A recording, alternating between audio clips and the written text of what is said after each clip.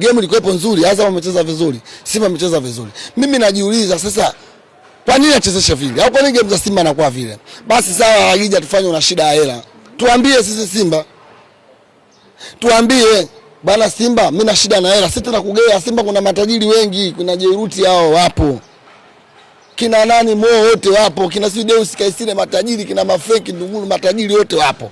Tuambie sisi bana, tuna shida ya pesa, tunakugea pesa ukachezeshe fair play uwanjani. Ya sisi tunakupa hela, sio kama ukatubebe sisi Simba.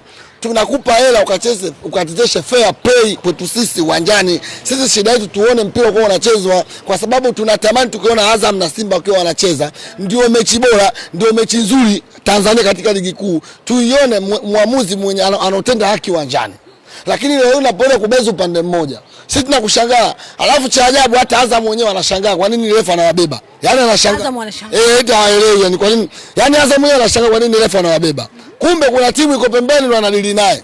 Wamekaa na vikao vya usiku. Wamekaa na kwenye ligi.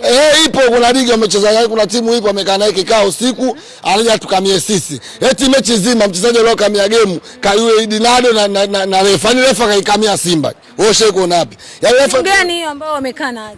Wanajua wenyewe timu yao, kwa wenyewe hajui. Wanajua timu yao. Hata alikuwa umepata wapi mandani? Mimi si nini waandamizi sisi. Simba CAA. Sisi taarifa. Kwamba eti lazima Simba atoe sare wao afungwe. Hata kama akipata penalty sio penalty, hata kama Simba tungefunga goli tungekuwa offside. Sio goli offside. Yaani katikati ya uwanja tukifunga goli offside. Maelekezo waliopewa jana Lagija. Kwa mpira tunauharibu. Lakini si ndio refa bora? Hakuna refa bora vile. Hakuna. Refa bora akata penalty 3. Wewe refa bora gani ushaje kumuona design? Yaani referee bora unakataa penalty 3. Ya kwanza goli hujaona, ya pili hujaona, na ya tatu alafu tukwambie referee bora. Wewe ushaona referee gani anakataa penalty 3? Ya kwanza umekataa kweli. Hujaona. Ya pili umekataa. Makosa ya kibinadamu. Hujaona. Makosa ya kibinadamu sawa, la kwanza kosa la kibinadamu. La pili kosa la kibinadamu. Na ya tatu kosa la kibinadamu. Hata Mungu hawezi kukusamehe. Yaani kwa yale madhambi aliyofanya Lagija jana, hata kenda kutubu kwa Mungu asamehe.